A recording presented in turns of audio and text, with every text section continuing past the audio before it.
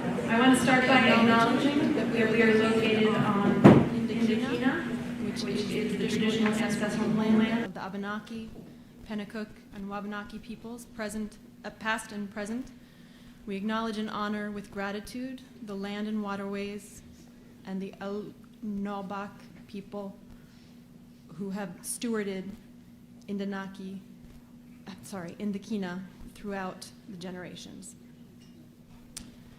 Thank you all for joining us tonight. My name is Sofia Cunha Vasconcelos. I have the honor of being the chair of the Human Rights Committee for the City of Keene.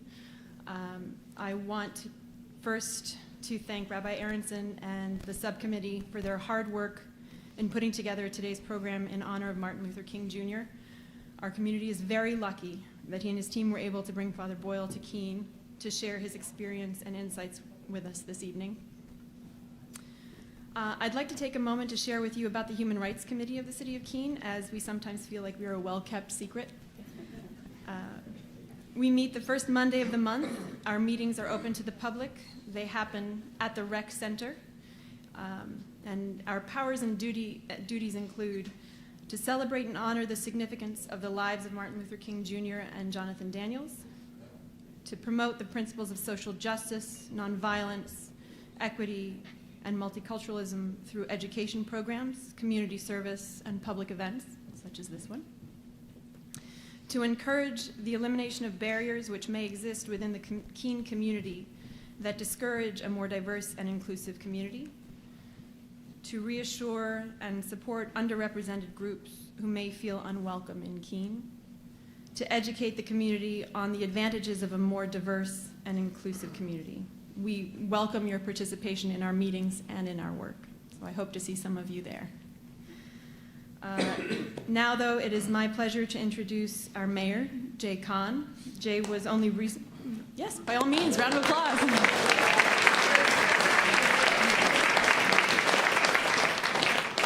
So Jay was only recently sworn in as mayor. However, he is well known to the community, starting with his time leading Keene State College, serving on the city council, and serving as state senator for District 10 from 2016 to 2022.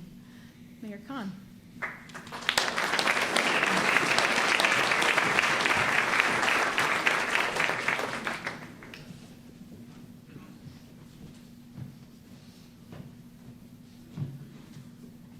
Well, this is the biggest crowd I'm going to speak to in a while. And thank you for making it such. Whether you're from Keene, you're from the surrounding hills and villages around Keene, or from out of state, like some of our neighbors from Vermont. Thank you for joining us for this Martin Luther King Day program. I want to start by thanking the city's Human Rights Committee, Sonia, Rabbi Dan. If there are others in the audience, just raise your hands so that we might recognize you. Thank you for what you're doing.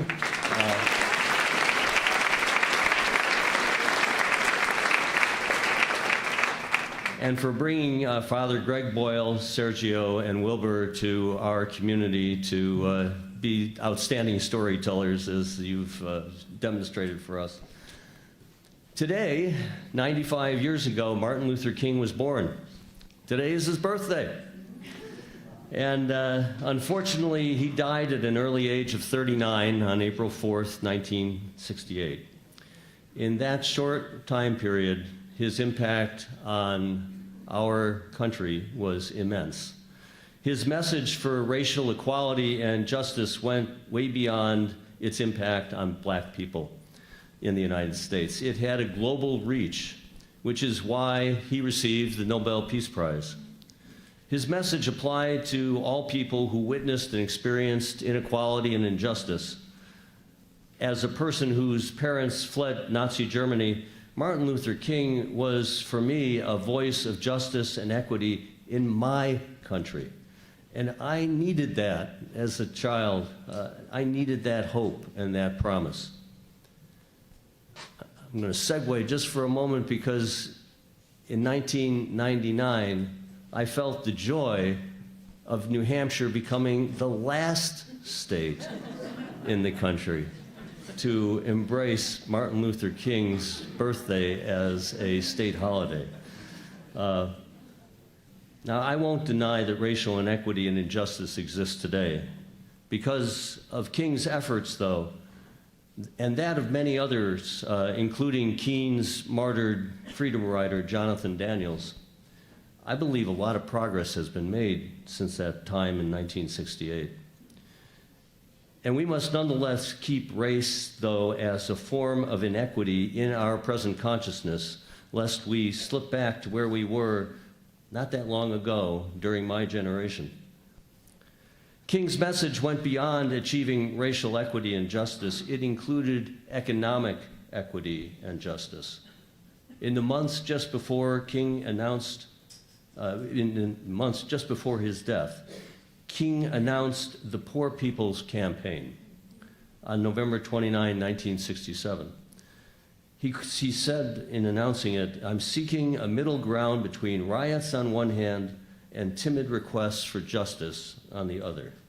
So King planned an initial group of 2,000 poor people to descend on Washington, D.C., people from southern states and northern cities, to meet with government officials to demand jobs and unemployment insurance, a fair minimum wage, and education for poor adults and children designed to improve their self-image and self-esteem.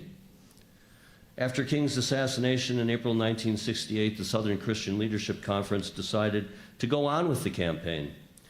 And so on Mother's Day, May 12, 1968, thousands of women, led by King's wife, Coretta Scott King, formed the first wave of demonstrators.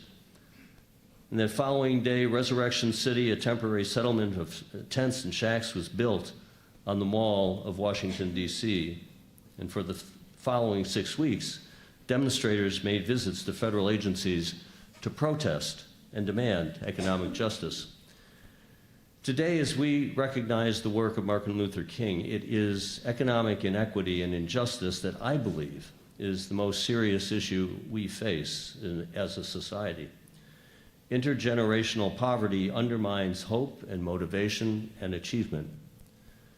Economic inequality, it shows up in financial insecurity, educational disparities, workforce participation rates, adaptability to change, and one's self-determination of their life goals.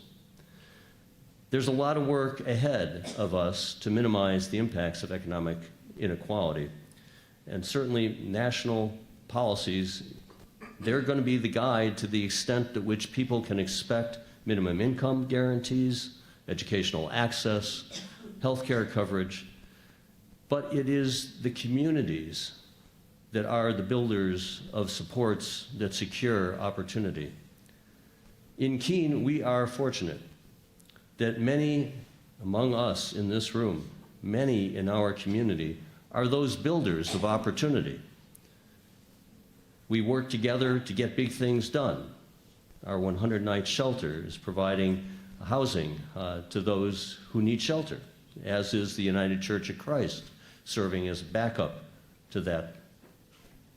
We feed the hungry, those who face food insecurity, through our community kitchen, which hosted this morning's breakfast, through Feeding Tiny Tummies, Meals on Wheels, our Keene Senior Center, and all of the food distribution outlets in small towns surrounding Keene. That's that food outreach that there is. Keene State College provides a granite guarantee. It's a financial aid program for no-cost tuition towards a college education for all New Hampshire students who qualify and are enrolling at Keene State for the first time. And our Keene Housing Kids Collaborative assures children from low-income families that they have access to after-school and summer enrichment programs. And then we've got the Keene Housing Authority and Southwestern Community Services providing low-income families affordable rental housing opportunities. And health, dental, and mental health care services are provided to those who can't afford the cost of health insurance. And we honor our civil rights heroes, like Jonathan Daniels, through documentary films by Richard and Sandra Wallace or by Larry Benequist. Today, Martin Luther King's birthday, is a day for us to recommit to the values of equity and justice and to build a better community here in Keene and in New Hampshire and to model what we can achieve as a nation. Father Boyle, today it's an honor for me to welcome you to our greater Keene community. I'm glad that you're here to witness our community. I'm glad that our Monadnock Interfaith Council had an opportunity to meet with you over lunch, that our youth had an opportunity to meet with you just before this session. Your storytelling is fantastic, and I know that you'll impart ideas to us tonight as to how we can achieve more equitable and just outcomes through our work together. Welcome.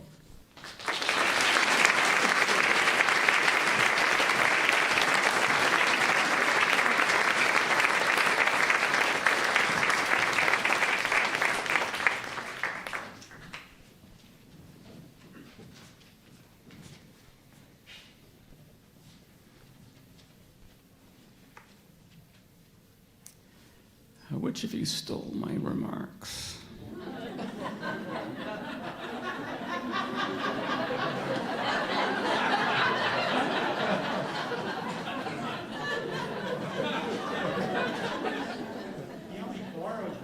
I only borrowed them. Yeah. I don't know if we can turn off the projector. We don't really need that up there, though it might be inspiring you to come up with a new story or sermon, right? In-out signal. I'm Rabbi Dan Aronson. I'm the rabbi at Ahavas Achim here in Keene, but I am here tonight as a member of the city's Human Rights Committee, and this year it has been my honor to chair the MLK Junior Day event that you are all attending tonight. There's so many people who contributed to making today's very long program quite possible. You can see around the room there are flyers that list all of the organizations that have fed our guests, publicized our event, ordered the books that we will sell for cash or check made out to Toadstool Bookshop after the event, provided our event spaces, and recruited volunteers to set up this space, and so much more. The members of the subcommittee for today created the vision for this evening's program and for today's meetings with civic leaders, clergy and faith leaders, and youth. And we hope that today's program will spark ongoing dialogue and activism and activity toward making our community even more loving, safe, and inviting for all who live, work, and play here. The members of that committee are Ted Benson, Gina Burke, Dottie Morris, and myself. And we are indebted to the leadership of Sofia Cunha Vasconcelos, our chair, as well as Alyssa Bender-Jesse, our staff person who's the director of youth services for Keene. I especially want to thank the community kitchen, who pulled off an extraordinary feat. The entire staff came together to feed over 160 people this morning and this afternoon for lunch and for breakfast. They have an incredible staff. I'll just name three of them: Barb Weissman, Sarah Harpster, who's the executive director, and their amazing chef, Anthony. The chair of the guiding council for the Monadnock Interfaith Project is Tom Julius, and has been a great thought partner throughout this process. And finally, a special thank you to Marty Fisk, the director of the Keene Public Library, which is just a gem in the Monadnock region.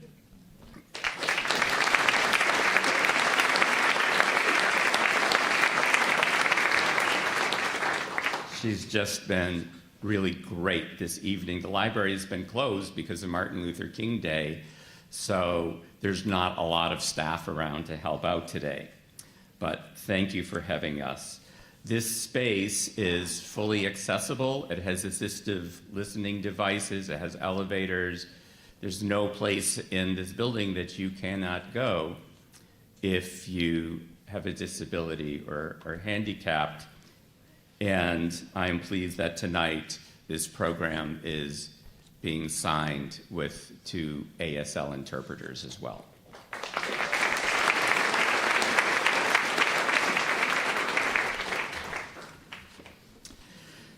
On to Father Greg.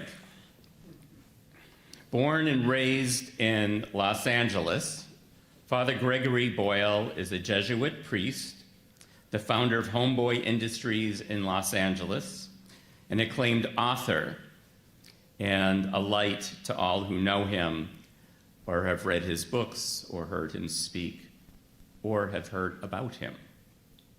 From 1986 to 1992, Father Greg, also known as Father G, G-Dog, or just G, served as pastor of Dolores Mission Church in Boyle Heights, the poorest Catholic parish in Los Angeles that also had the highest concentration of gang activity in the city. Father Greg witnessed the devastating impact of gang violence on his community during this so-called decade of death that began in the late 1980s and peaked at 1,000 gang-related killings in 1992. In the face of law enforcement tactics and criminal justice policies of suppression and mass incarceration as the means to end gang violence, he and parish and community members adopted what was a radical approach at the time: treat gang members as human beings. In 1988, they started what would eventually become Homeboy Industries, which employs and trains former gang members in a range of social enterprises, as well as provides critical services to thousands of individuals who walk through its doors every day seeking a better life. Homeboy Industries would go on to become the largest gang intervention, rehabilitation, and reentry program in the world.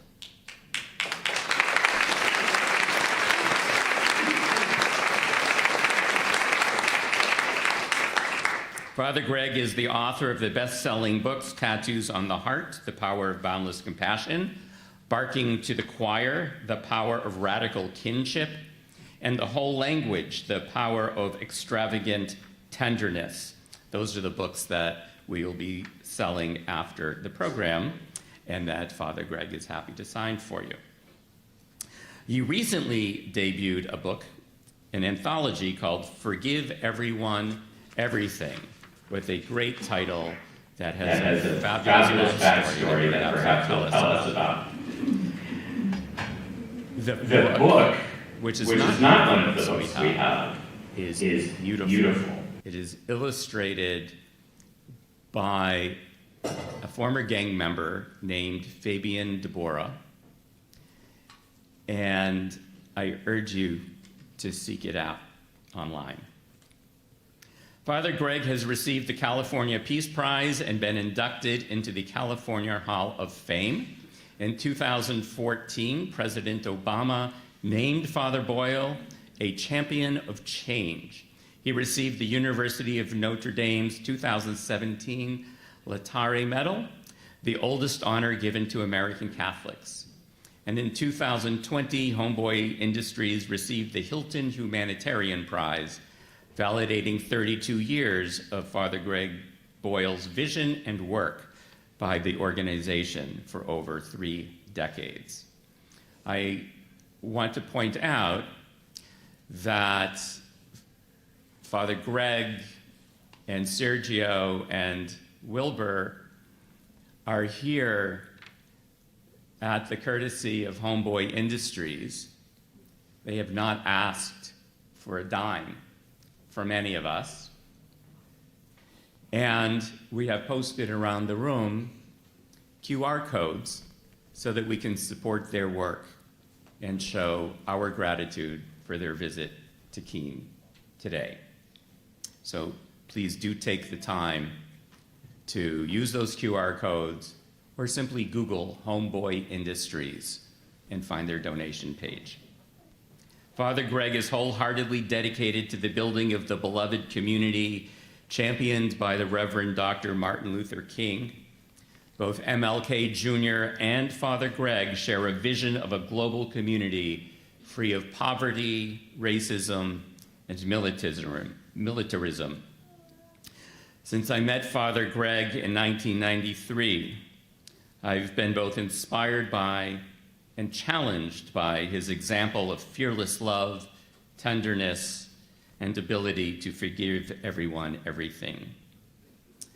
Along with many of you, perhaps, I consider him to be one of my spiritual leaders, and I am overjoyed that you accepted our invitation to speak with us here today in Keene, New Hampshire.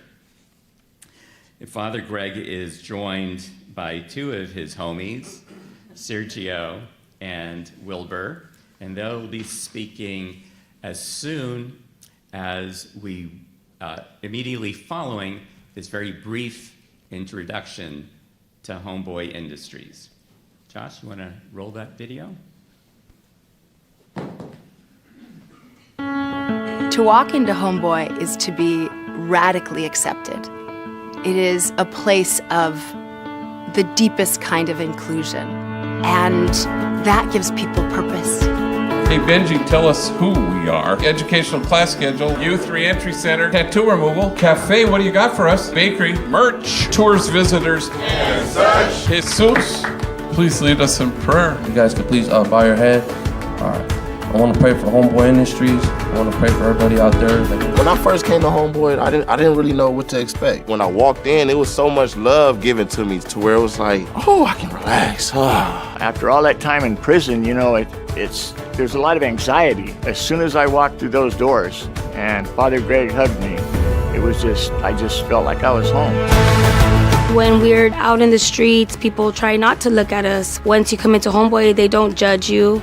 Like, they literally do see you. You know, you don't get to pick where you grow up. You don't get to pick your family. You don't get to pick the stuff that you're born into. I learned how to be a father. I learned how to be a son. I learned how to be a man. Like everything. I learned almost everything at Homeboy. Before Homeboy Industries, my life was a mess. I didn't have a relationship with my mom. And when I was in prison, she wrote me a letter. She begged me to just get my life back together. Father Jesus never made me feel anything other than kinship. That's what works about Homeboys. I mean, it's the kinship. And being together and being present and pushing each other, supporting each other. We take people that are involved in gangs, in criminal activity, that want to change, and we bring them in, we give them a job. I don't know how I would have changed it if I would have never went to Homeboy. They just there to help and change lives. So that's important, because it changed my life. I don't think I would still be here today if it wasn't for God, first of all, but then Homeboy Industries too. Father Greg, like, what do you want me to do? And he responded by, I just want you to be here. And once I decided to be present, then everything else started to happen. Don't be afraid to dream, because if you really want it and you're willing to put in the work, Homeboy is going to help you get it. And it's amazing what a person can do when they have the right encouragement. That's why it's more important for me to give back and help those that are coming through those doors just like I did. I didn't know I can get love like this from people that don't even know me. They never give up on you, but most importantly, they never let you give up on yourself. Homeboys is somewhere that you can come in through the doors and say you don't have your life figured out or you just need a fresh start. Everything that you need to be able to restart your life, you'll find it at Homeboys. There's not a door that you can knock on there where you can't get some kind of help, whatever it is. My dream for Homeboy is to further grow that feeling of connectedness, that you can walk out of Homeboy and the whole city can feel like we all are connected and belong to each other. I want to pray for Father Greg wherever he's at, and I just want you to protect us over the weekend, and yeah, that's it. Amen.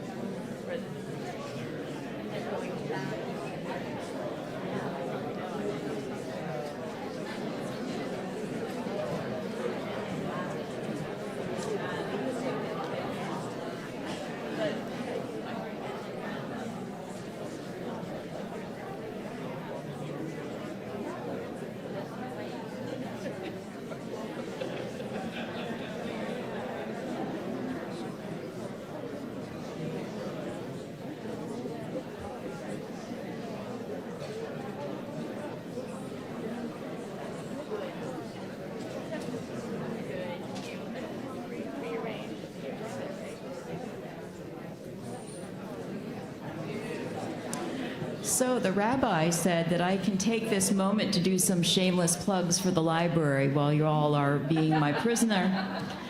So just in case you didn't know it, this library we are blessed with, we had an expansion in 2019, which makes us the largest public library building in the state of New Hampshire with 70,000.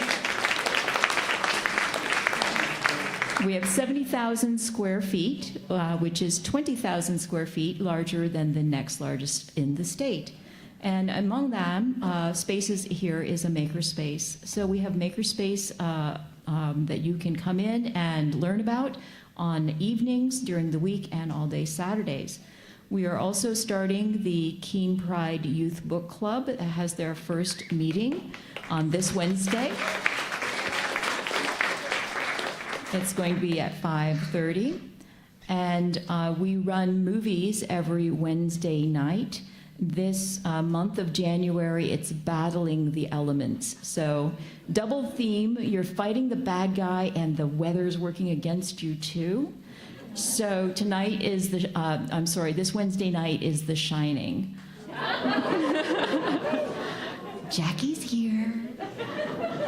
We also have cookies, coloring, and conversation for adults, which is on Thursday afternoons. It's really wonderful for people who are looking for some time to just sort of decompress. And if you have anyone who is has a vocational rehabilitation assistant, we have a lot of members with adults who have developmental delays who come in and join us for that very popular program. Let's see. And our D&D teen program is on Saturday. The Rabbi's Youth can tell you that D&D is still popular today. How are we doing, Rabbi? Do you want me to keep reading?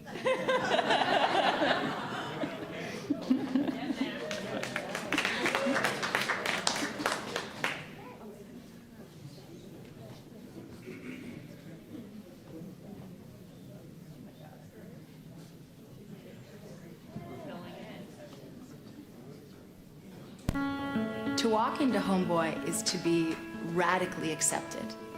It is a place of the deepest kind of inclusion, and that gives people purpose.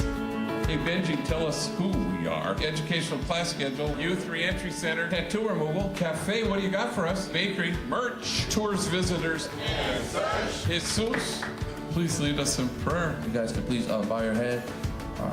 I want to pray for Homeboy Industries.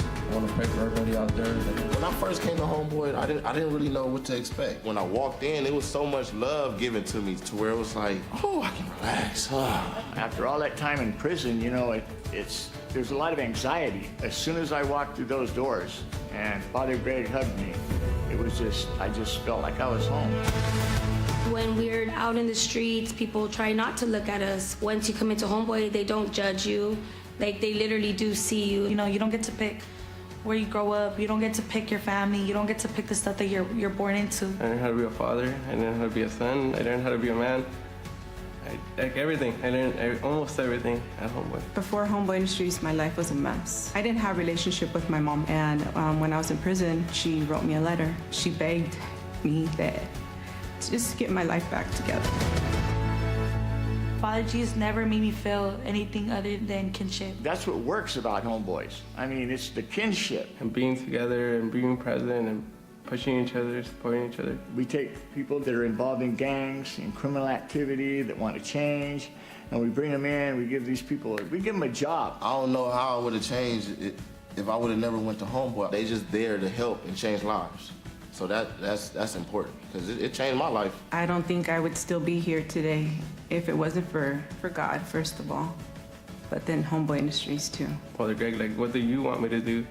And he responded by, I just want you to be here. And once I decided to be present, then everything else started to happen. Don't be afraid to dream, because if you really want it and you're willing to put in the work, Homeboy is going to help you get it. And it's amazing what a person can do when they have the right encouragement. That's why it's more important for me to give back and help those that are coming through those doors just like I did. I didn't know I can get love like this from people that don't even know me. They never give up on you, but most importantly, they never let you give up on yourself. Homeboys is somewhere that you can come in through the doors and say you don't have your life figured out or you just need a fresh start. Everything that you need to be able to restart your life, you'll find it at Homeboys. There's not a door that you can knock on there where you can't get some kind of help, whatever it is. My dream for Homeboy is to further grow that feeling of connectedness, that you can walk out of Homeboy and the whole city can feel like we all are connected and belong to each other. I want to pray for Father Greg wherever he's at, and I just want you to protect us over the weekend, and yeah, that's it. Amen.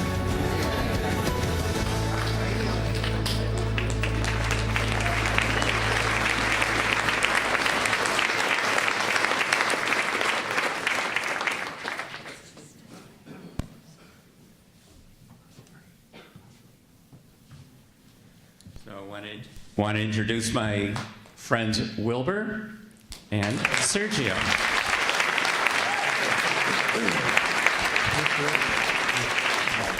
Excellent. Good afternoon. Thank you guys for having us here. Watching that video, they took everything I was going to say. Thank you guys again for having us. Just a little bit about myself, how I came to Homeboys. I was a child that lived in an abusive, my father was very abusive, like always, you know, he wouldn't do the whole smack around, he'd do the whole fist around, you know, 5, 6 years old, you know, talking back, he'd get a little buzz and do the neck hold and all that. So one thing led to another. You know, I chose the streets. Found love out there in the streets, right? So joined the gang. And, you know, gangs, streets, selling drugs, women, doing drugs. Met Father Greg. That was the best thing that ever happened to me, right? And I still remember going to his office. He would ask me, "So are you a gang member?" I would lie to him and say, "No, I'm not. Got all these tattoos, but no, I'm not." You know, just, so what would you say if somebody would hit you up? I'd be like, I can't lie to him no more. He's telling me where I'm from. And, but the love that he gave us was so beautiful. You know, walking into that office was like walking into like the clouds, just like, oh, relief. You know, even though there was enemies there from other neighborhoods, it's just like beautiful just to walk in there, you know. And as my life goes on, I get shot, you know, got shot one time, didn't learn. Who do I wake up to? G-Dog.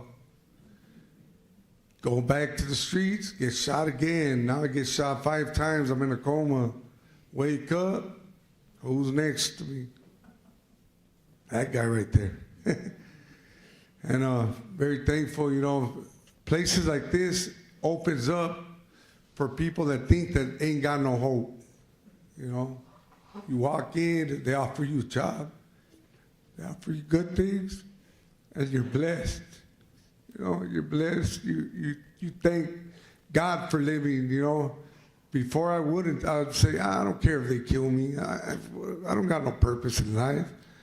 You know, but being around them, like going to Homeboy, just brought a different. It was like me being a kid again. Like, oh, I'm happy. You know, to be alive. I'm good. You know, and just very thankful for Homeboy Industry. A lot of my personal opinion, every city should have a Homeboy Industry. Every state, you know. Too bad we can't make double ups of Father Greg, you know. Make little clones and put them here, put them there, you know. But you know, last year I was diagnosed with stage 4 brain cancer, and I called them. I remember calling them, say, "Hey, G, I got stage 4 brain cancer." And I remember him telling me, "You know what?" And I was like, in my mind, I remember telling Sergio, like, "That's it. This is it. This is the end of Wilbur's story." I went through up and down, and I remember Father Greg said, "Hey, what are you sad about? You got to fight. You're a fighter. You know, you've been through all this struggle, you know." And since he went through all that, he said, "You know, come on, get on the grind, get on the grind." And that's what stood in my head. I said, "Wait a minute, you know, not a tear, nothing shed. Just come on, let's go. What are you waiting? You're a strong guy. Get on this, you know." And I'm just thankful, and I believe, you know, doors open for everybody when you got places like this. As you guys seen in the video, everybody there been through a struggle, but now they're making. Before they were shooting guns, now they're shooting tortillas up in the air, right? Right? So it's a good thing, right? Instead of shooting guns, they're tattoo removals, bakery, printing, all this nice stuff. And you know, once again, thank you, Father Greg, Homeboy Industry, and thank you guys for having us here. Thank you.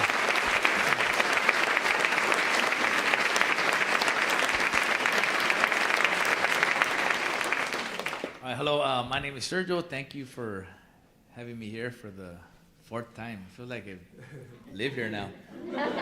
But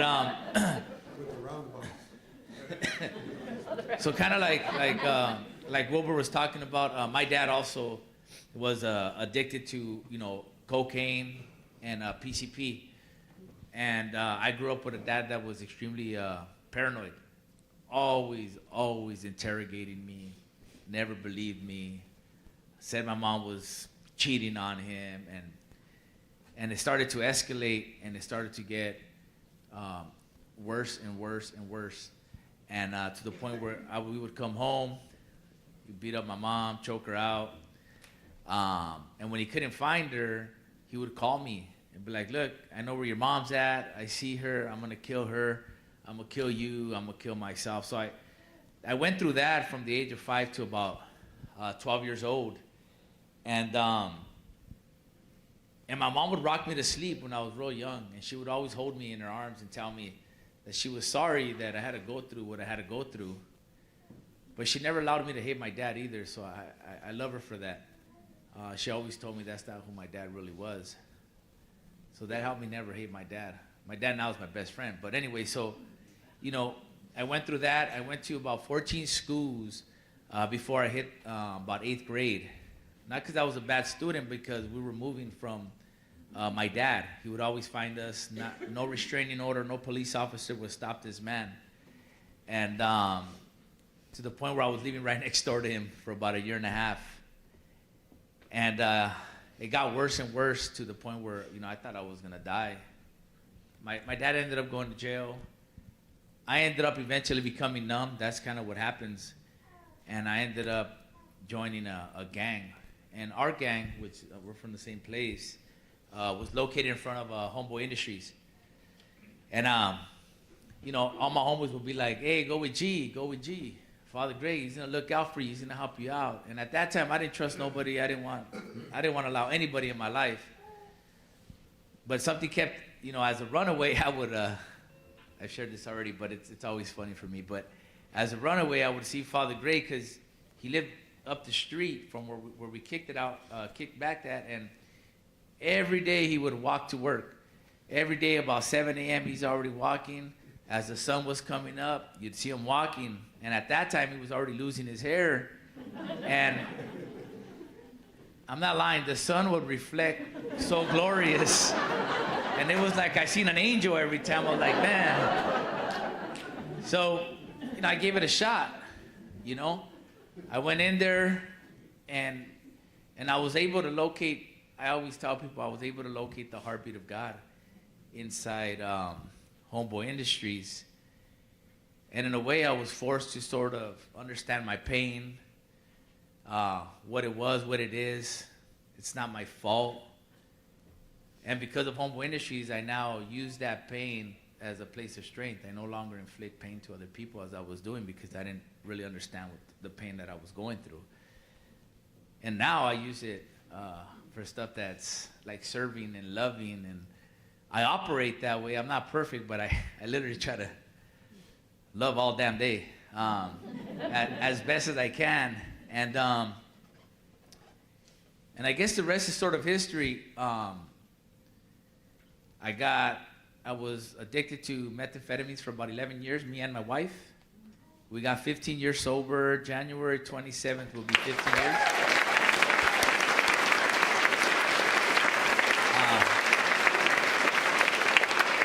I got 3 wonderful daughters, a 25, 24, and a 20. And they're all doing the same type of work, even my wife. My wife works in the jails. She's behavioral health, mental health. 2 of my daughters work for the city of Riverside. 1 works for like the DARE program in Riverside, like drug prevention. My other daughter works for the city of Riverside. She's a teacher's aide. And then my youngest works for Target. She's almost an HR already. She's gonna possibly have her own store already. And whether it's customer service or caring for people, my whole family is enraptured in all that. And so yeah, so that's kind of what came about my life in 5 minutes. But thank you.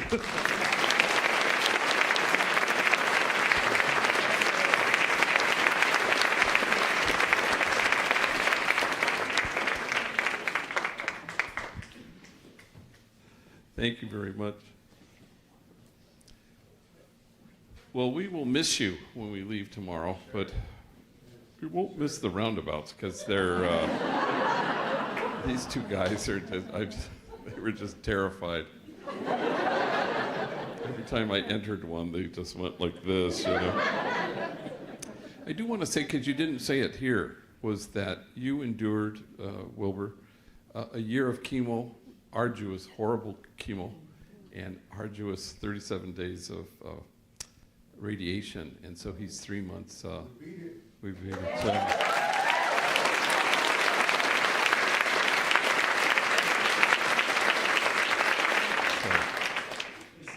you didn't mention it this time. I wanted people to know that. So it was kind of a road trip for us to celebrate his health and our friendship.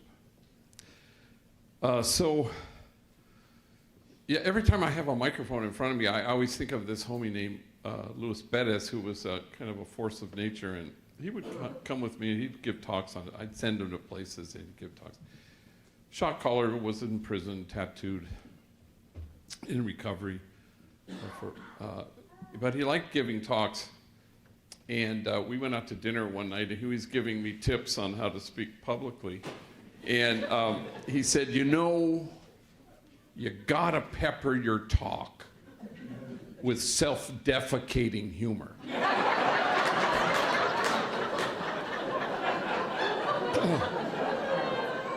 I said, yeah, no shit. That's, that is some good advice.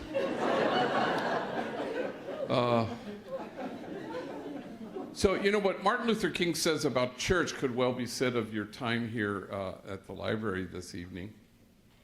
It's not the place you've come to, it's the place you go from. And you go from here to imagine a world that just possibly could look differently than it currently looks because of you. You go from here to imagine a circle of compassion and then imagine nobody standing outside that circle. You go from here to plant yourself at the margins because that's the only way they'll ever get erased is if you stand out at them. You go from here to, with a particularity and an intentionality, to stand with the poor and the powerless and the voiceless. You go from here to stand with those whose dignity has been denied and those whose burdens are more than they can bear. You go from here to stand with the easily despised and the readily left out, to stand with the demonized so that the demonizing will stop, and to stand with the disposable so that the day will come when we stop throwing people away. And I suspect in it all, our goal is to create a community of kinship such that God might recognize it. A beloved community, as Martin Luther King spoke so eloquently. A community of cherished belonging. And if kinship happened to be our goal, I suspect we would no longer be promoting justice, we'd be celebrating it. And so everybody in this room knows what it's like to brace yourself when you stand at the margins, because people will accuse you of wasting your time. But the prophet Jeremiah writes, "For in this place of which you say it is a waste, there will be heard again the voice of mirth and the voice of gladness, the voices of those who sing." And so you stand at the margins and other voices end up getting heard. A digression. I have 5 sisters and 2 brothers, and since COVID, we get on. We have this monthly Zoom, and that's a lot of people, with all their spouses, and so and it was my mom's the anniversary of her death.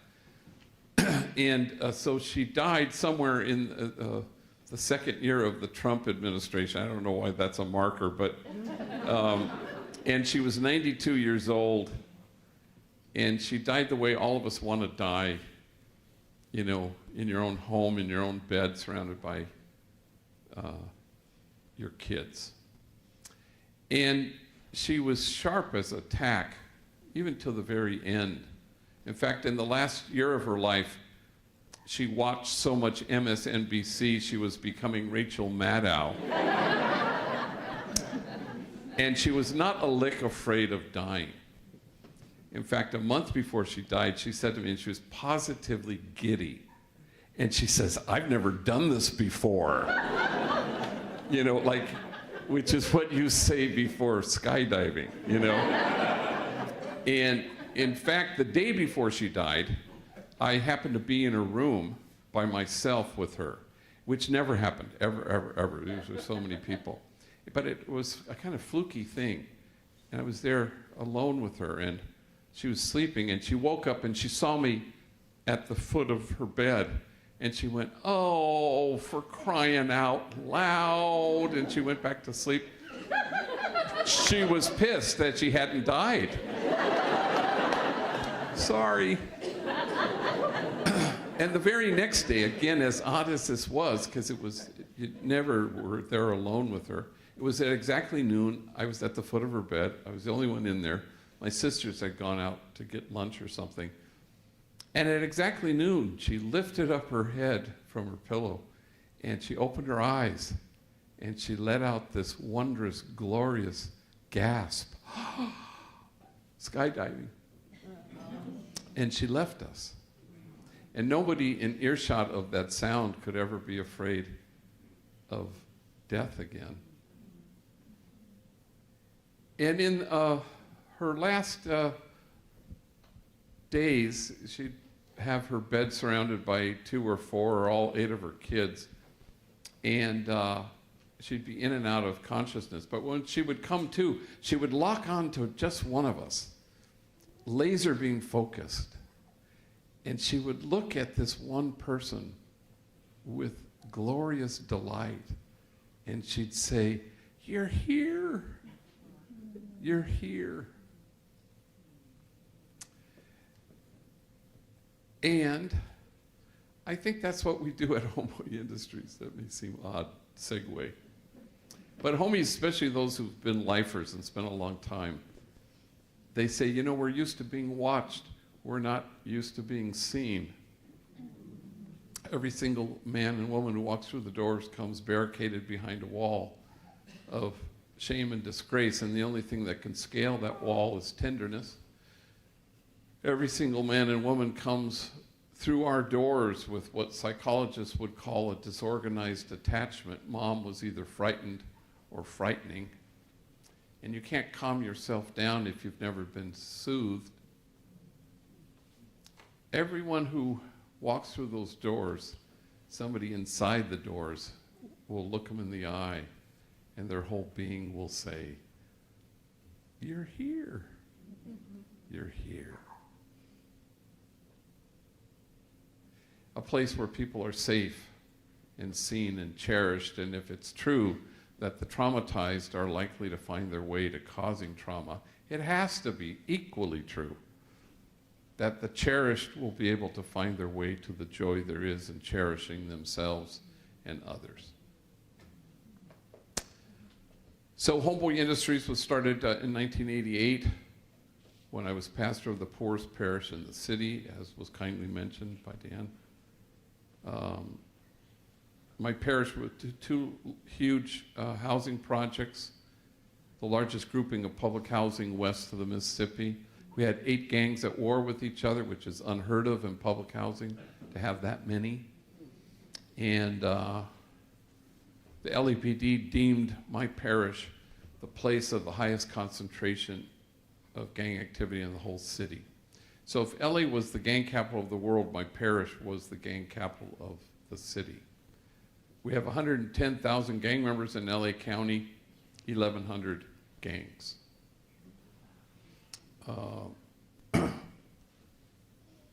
So I buried my first young person killed because of the sadness in 1988. 2 months ago, I buried my 261st. Not all from that community, but I know a lot of gang members, and I get asked to do this. So the first thing we did was we started a school because there were so many middle school, junior high age gang members who had been given the boot from their home school. Nobody wanted them.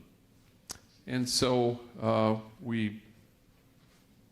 they were wreaking havoc in the middle of the day, riding on walls, and they were violent, they were selling drugs.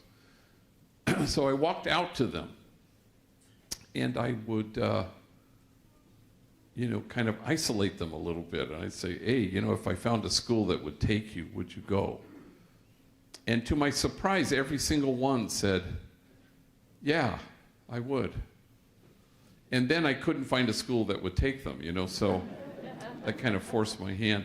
So across the street from the church is our elementary school, Dolores Mission Parochial School. And the first 2 floors were, grades K to 8 of this huge concrete building. And the entire 3rd floor was the convent. So one evening, I gathered all the nuns in the living room and I sat them down and I said, hey, would you guys mind, moving out and and we could turn the convent into a school for gang members. And they kind of looked at each other and they went, sure. That was the entirety of their discernment process. And then we were off and running. Gang members came in large numbers to our school. Were you guys ever in our school? A little bit, yeah. Yeah, people did it for a little bit because it was we had 3 fights a day and it was an intense thing. But gang members came from all 8 gangs. And we'd have big brawls. I mean, it was just intense. And I can remember I had a principal who lasted exactly 1 day. I called him the next day to say, hey, where are you? But he had changed his number. He had apparently checked into a witness protection program. But say what you will, they showed up, And then in no time they said, if only we had jobs. And so myself and the women in the parish, so the parish was mainly women with children. That was the profile. And then myself and the women, we marched around the factories that surrounded the housing projects, trying to find felony-friendly employers, and that wasn't so forthcoming. So we started things. Maintenance crew, a landscaping crew, a crew to paint out graffiti, a crew to build our child care center on the church property. And then in 1992, those of you old enough to remember those years, when the 4 police officers were acquitted in the beating of Rodney King, every pocket of poverty in Los Angeles just ignited, except the poorest pocket, my parish. And so the LA Times came over and they said, how come this place didn't explode? Because it was most likely to do so. I said, well, I don't know. Maybe part of it is because we had 60 strategically hired rival gang members who had a reason to get up in the morning and a reason not to gangbang the night before, and more to the point of your question, a reason not to torch their own community. So the next day, the article appeared in the LA Times. The following day, I'm summoned to the Beverly Hills office of a movie producer named Ray Stark, who happened to have $500 million. And he asked me, how should I spend my money? As I look back on it now, I can see that I woefully undershot my request. I was young, I had hair, but I said, well, there's an abandoned bakery across the street from the school. You could buy it. There are ovens, they don't work, but you could fix them. I don't know, we could put hairnets on rival enemy gang members, and they could bake bread, and we could call it Homeboy Bakery. That was the extent of my business plan. And he said sure, so we were off and running. A month later, we started Homeboy Tortillas in the Grand Central Market. And once we had plural, we changed our name from what you guys remember it to be, which was Jobs for Our Future. We changed it to Homeboy Industries as if, there was any industry involved in this.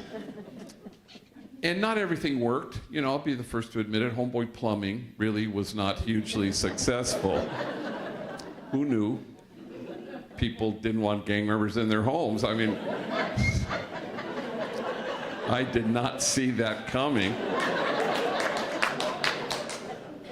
But as was mentioned kindly in the introduction, we never set out to do anything, but we evolved. We backed our way into becoming now the largest gang intervention rehab reentry program on our planet. So 10,000 folks a year walk through our doors trying to reimagine their lives. And we have 13 social enterprises. We have free tattoo removal. We have therapy, counseling, job developers. So once you finish your 18 months with us, you have employment services people who will try to make the transition seamless from working at Homeboy to working outside Homeboy. But above all, people walk through those doors and people look them in the eye when they come in and they say, "You're here. You're here." Every gang member I've ever known is trying to grapple with all these messages of shame and disgrace. At Homeboy, we're allergic to the idea of holding the bar up and asking folks to measure up. Instead, we hold the mirror up and we tell people the truth. We say, "You're exactly what God had in mind when God made you." And then you watch people become that truth. You watch them inhabit that truth. And no bullet can pierce it. No 4 prison walls can keep it out. And death can't touch it because it's huge. But you have to reach in and you really have to dismantle the messages of shame and disgrace. And you have to replace them with that truth. In the Acts of the Apostles, it has this one odd line where it says, "And awe came upon everyone." And it suggests that the measure of health in any community at all, including this one here in Keene, may well reside in our ability to stand in awe at what the poor have to carry, rather than stand in judgment at how they carry it. And so this auditorium in this beautiful library is not the place you've come to, it's the place you go from to announce that message that everybody is unshakably good and we belong to each other and there are no exceptions.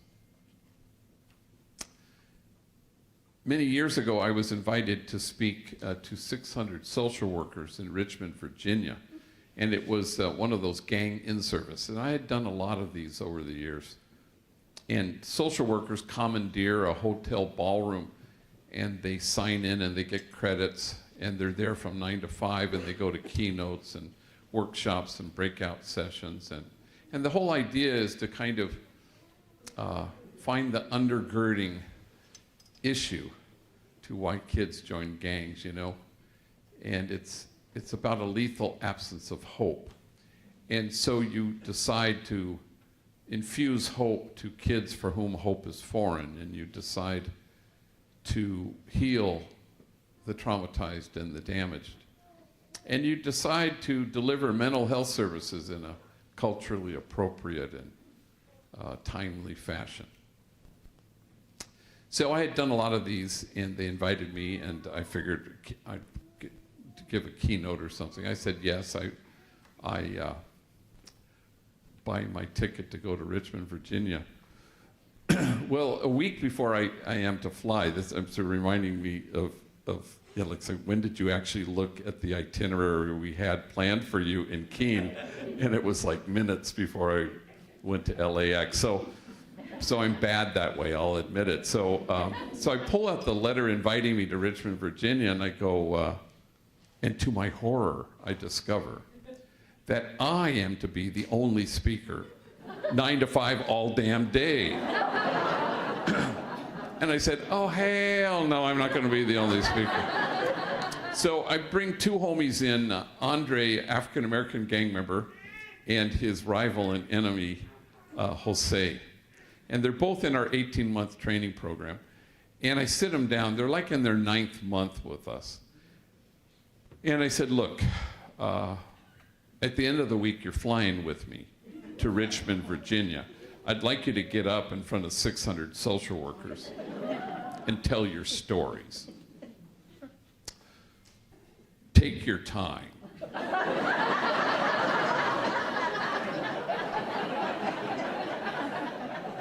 Because we got a long-ass day to fill. Well, I had never heard their stories before, and Jose got up first. And he was like 25 years old at the time. Shot caller, been to prison, tattooed. At that juncture, he was had become a very valued member. I mean, in our team during his 18 months, he was part of our substance use disorder team. And so he was a man solid in his own recovery, and now he was helping younger homies and homegirls with their addiction issues. And so not only had he been a prisoner and gang member and shot caller, he also had a long stretch as a homeless man, even longer stretch as a heroin addict. So he gets up in front of 600 social workers and he says, I guess you could say my mom and me, we didn't get along so good. I think I was 6 when she looked at me and she said, why don't you just kill yourself? You're such a burden to me. Well, 600 social workers audibly gasped. And then he says, it sounds way worser in Spanish.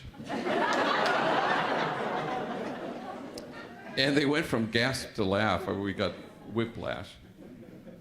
And then he continued, I think I was 9 when my mom drove me down to the deepest part of Baja California. And she walks me up to an orphanage and she knocks on the door and the guy comes to the door and she says, I found this kid. And she left me there for 90 days until my grandmother could get out of her where she had dumped me. And my grandmother came and rescued me. My mom beat me every single day of my elementary school years with things you could imagine and a lot of things you couldn't. Every day, my back was bloodied and scarred. In fact, I had to wear 3 t-shirts to school each day. First t-shirt, because the blood would seep through, and second t-shirt, you could still see it. Finally, the 3rd t-shirt, you couldn't see any blood. Kids at school, they'd make fun of me. Hey, fool, it's 100 degrees. Why are you wearing 3 t-shirts?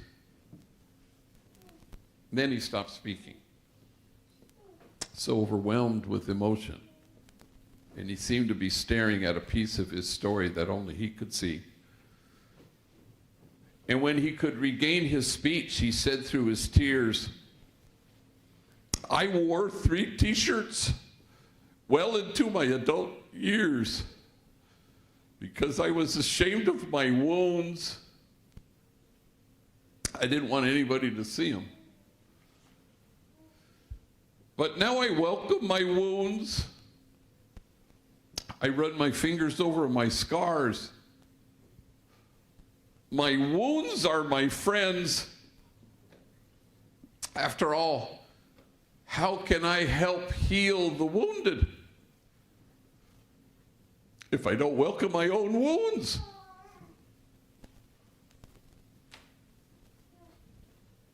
And awe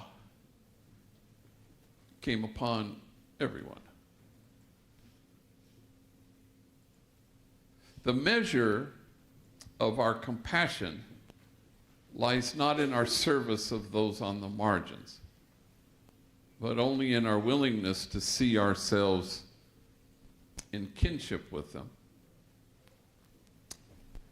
For the truth of the matter is this: if we don't welcome our own wounds, we may well be tempted to despise the wounded.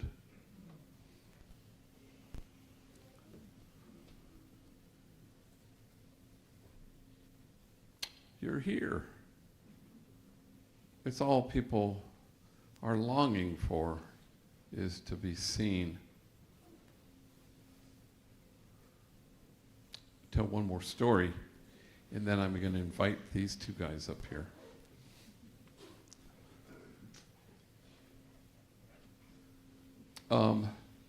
As was evident in our earlier meeting at 4:30, it happens sometimes in schools where students will be forced to read my books against their will. Apparently we had a batch of them upstairs earlier. And it happens. And so Gonzaga University, my alma mater in Spokane, who ruined my bracket every March, they had forced the incoming freshmen to read Tattoos on the Heart. And so they called me and they said, could you come and speak? We're going to have a big venue, like 1,000 people, and bring 2 homies. So I said, sure. And normally speaking, I would bring homies. I have 2 criteria. One is enemies, so that I force them to share a hotel room just to mess with them. And the other one is I always pick homies who have never flown before, just for the thrill of seeing gang members panicked in the sky. I made an exception this time because we wanted to celebrate Wilbur's remission.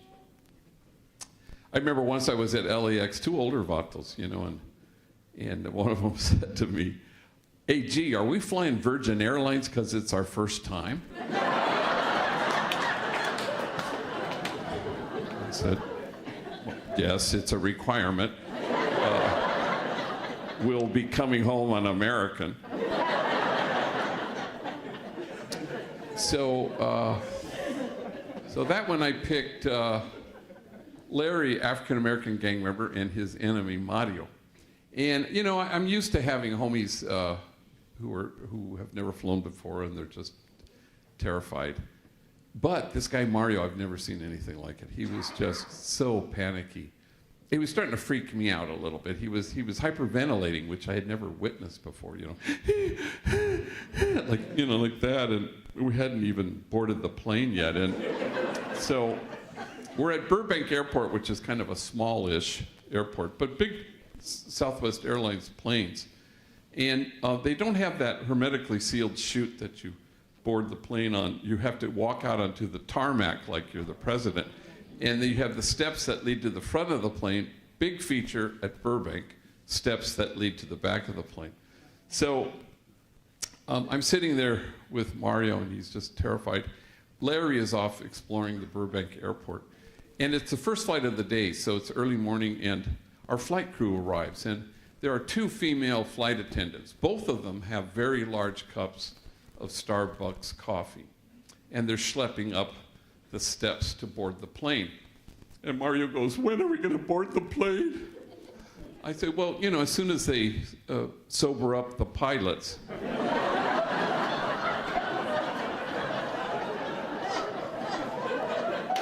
There they go now.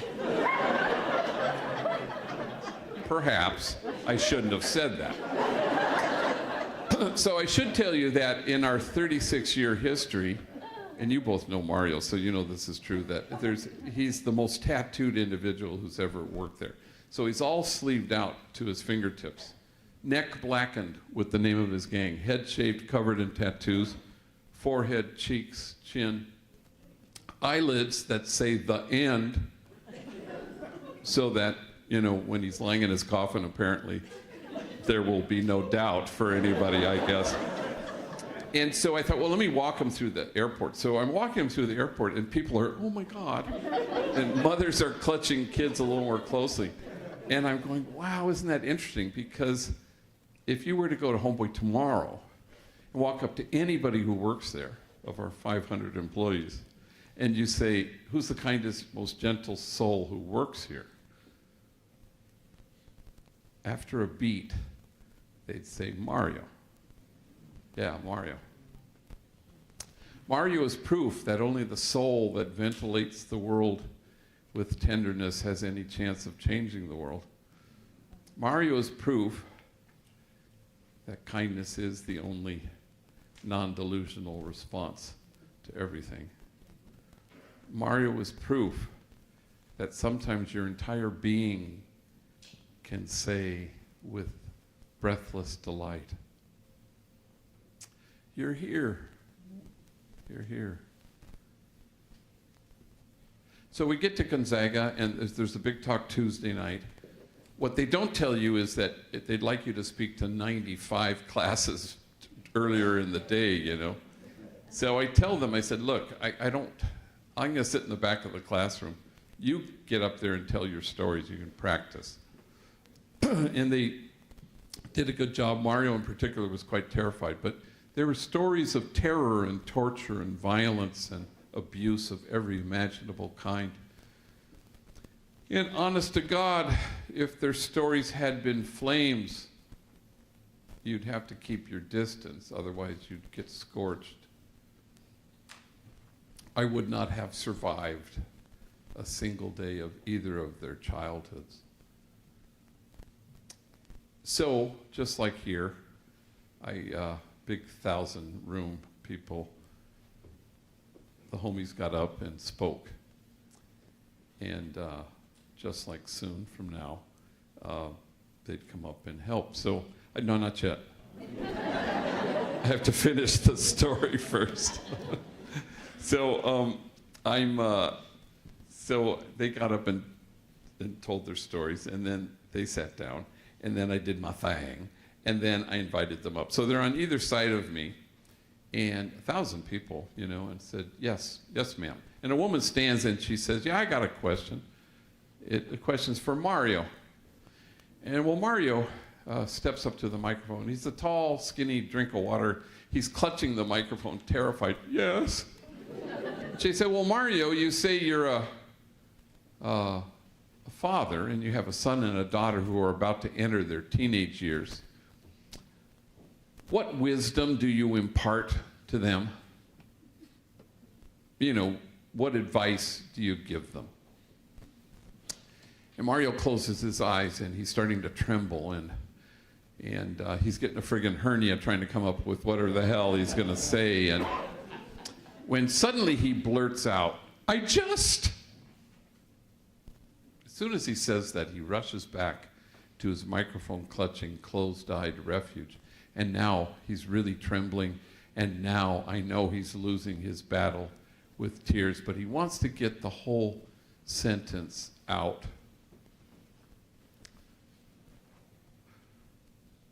I just don't want my kids to turn out to be like me. And there's silence until the woman who asked the question stands, and now it's her turn to cry. Why wouldn't you want your kids to turn out to be like you? You are loving, you are kind, you are gentle, you are wise. I hope your kids turn out to be like you. And 1,000 total perfect strangers stood, and they would not stop clapping. And all Mario can do is hold his face over his hand, so overwhelmed that this room full of strangers had returned him to himself, that this room full of strangers had looked at him and said with breathless delight, "You're here." And everybody standing had been returned to themselves, which is the exquisite mutuality of kinship.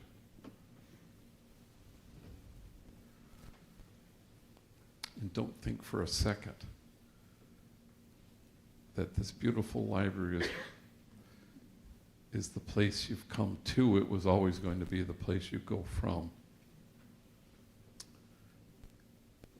to imagine a circle of compassion and then imagine nobody standing outside of it. To go from here and dismantle the barriers that exclude. And soon enough, if not already, you have ceased to care if anyone accuses you of wasting your time at the margins. For in this place of which you say it is a waste, there will be heard again the voice of mirth and the voice of gladness, the voices of those who sing. Thank you very much.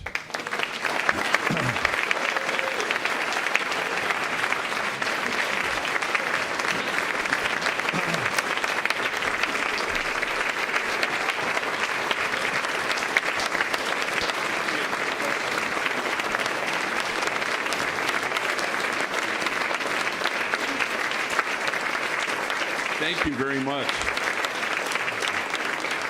So we have exactly 10 minutes left. We're going to ignore the microphone here, and it's a very small room. And so you just go like this, I go like that. I'll repeat the question, and the hard ones I'll hand to these guys. Anything at all? You probably knew we were going to do this. Yes, sir. What works to get people off drugs? What works to get people off drugs?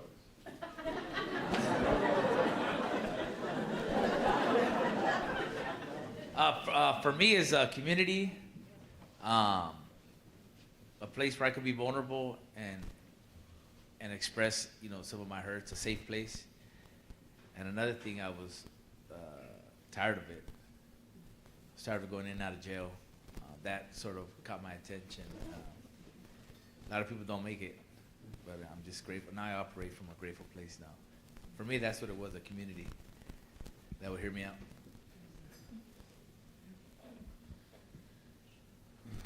As for me, I got tired of it as well, because I was going in circles in life. Get out of prison, do drugs, party with women, and then do crime, and then go back to prison. So just going in circles, I got tired of it. I said, you know what? There's got to be another way in life. So I started going straight. I said, you know what? About to have my first child. I got to do good, I got to do good. I don't want my kids out there in the street, doing drugs, doing gang violence, robbing, stealing, everything I did. And depends who you hang around with as well, You find good people to do good things, and then you bring the ones that are on drugs. You say, you know what, come on, man. Let's get up, let's go do something positive today. And then it's called baby steps. We call it baby steps, And that's how I got rid of the addiction. And my thing is now I help people out. Whenever I see somebody that's on an addiction, I pull them over and I tell them my quick little story of everything I've been through, what I told you guys, being shot, stage 4 brain cancer. They're like, whoa. And I'm like, man, there's hope. There's hope, Just got to just stop going in circles in life.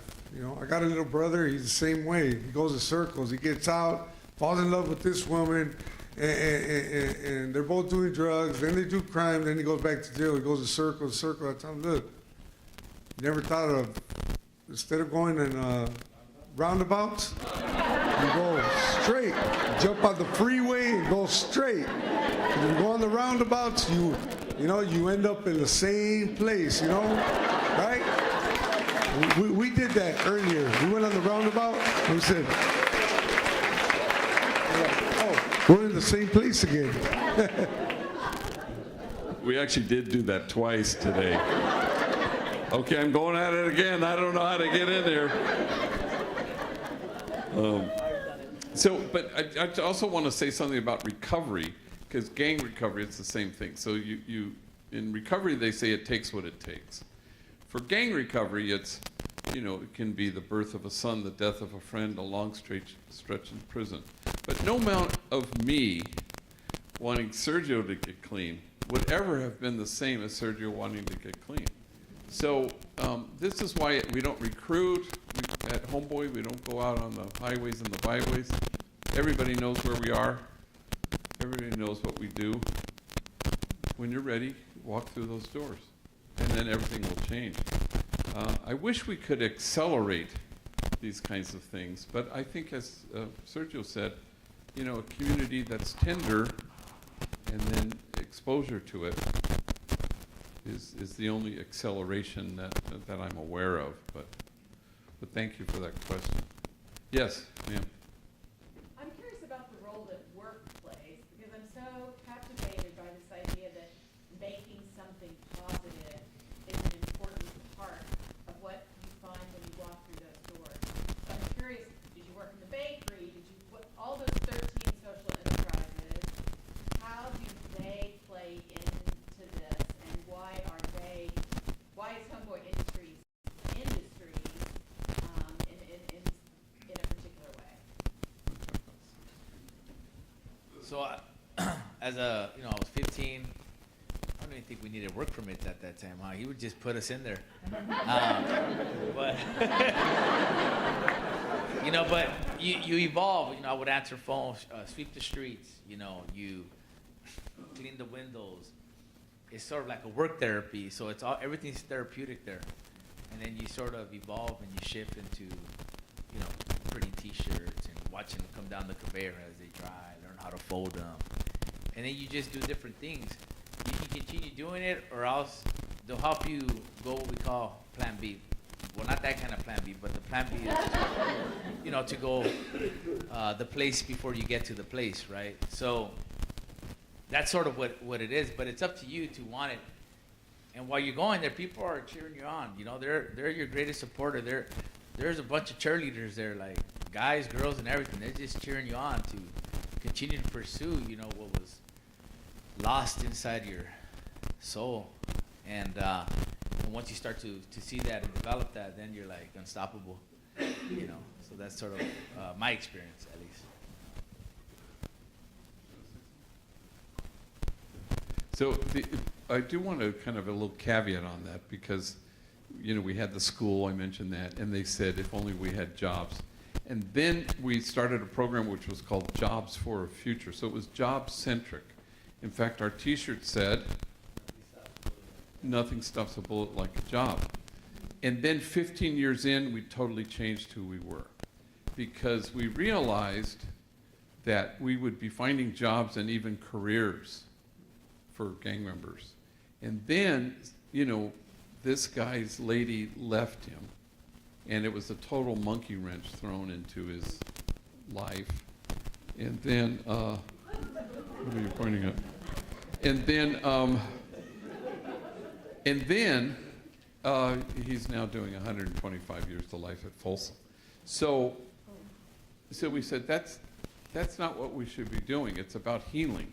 So we moved from job-centric to healing-centered. And that's made all the difference. And we just feel like it's completely right. That it's not like people they're not trained enough, know enough, smart enough. No, they need to be healed. Healing has to happen. I've never transformed a life. I've never healed anybody, but I know that healing happens there. I know that it does. And Richard Rohr says, if you don't transform your pain, you'll just keep transmitting it. And so then people are resilient and they become sturdy. And then they leave us after 18 months and after an essential foundational healing. And now the world's going to throw at them what it will, but they won't be toppled by it. That's the big difference. So we changed about over 15 years, more than that, 20 years ago. And we haven't looked back. We think that this is kind of the secret sauce. Yeah. How about one more? I wanted to ask, I know that not everyone finds healing when they come to you, and I wondered how you dealt with discouragement when the healing was happening. Yeah, I don't think it's true that the healing doesn't happen. I think that's kind of part of the insight at Homeboy, you know, because we measure things, you know, we measure success, and we're not success obsessed, you know. It's not about evidence-based outcomes. It's about the person right in front of you, you know.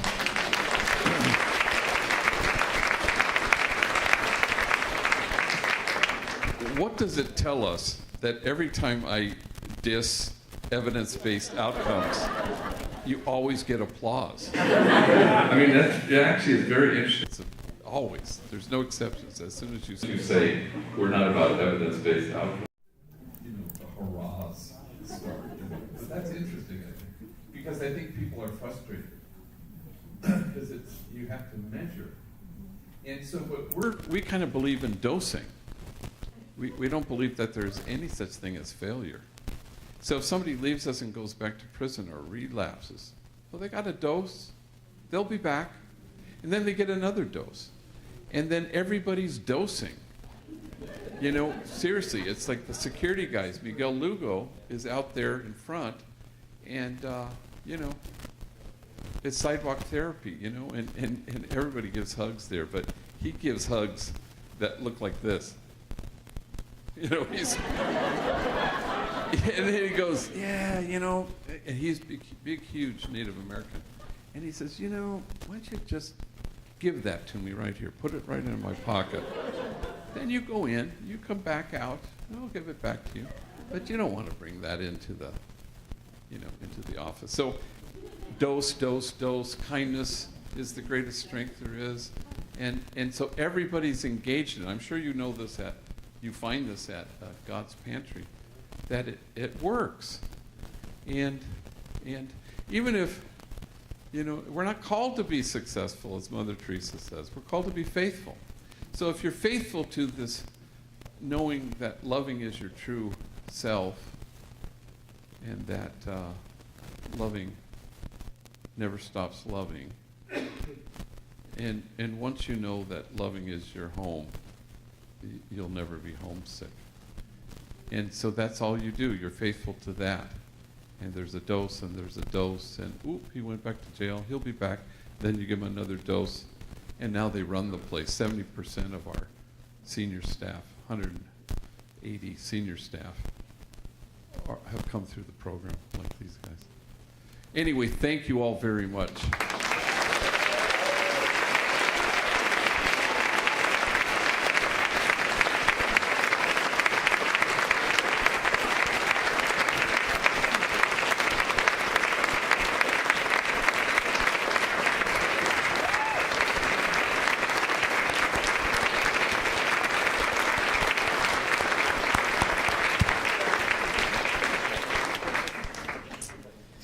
We have a mountain that you can see here, see from Keene, called Mount Monadnock.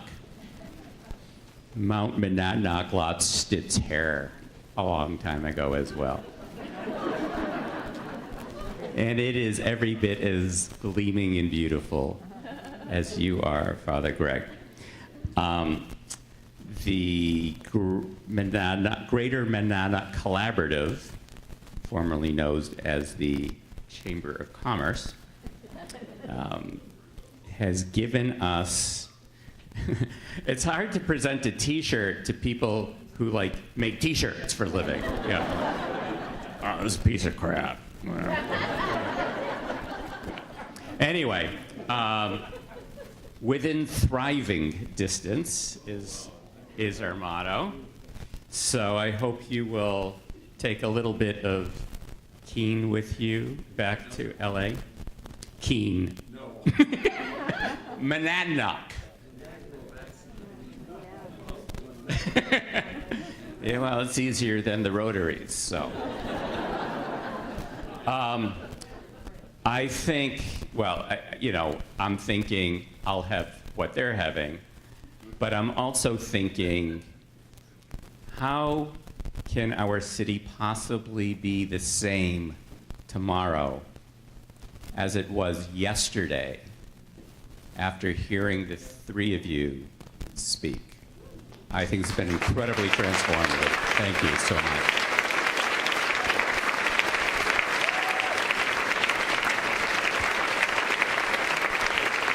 So, Father Greg is going to go have a seat at the table in the lobby. If you would like to buy one of his books, again, they're $20 cash or check made out to Toadstool Bookshop. Thank you so much for coming, and thank you everyone who supported our work. Don't forget to contribute to Homeboy Industries. Take out your phones and take pictures of those QR codes.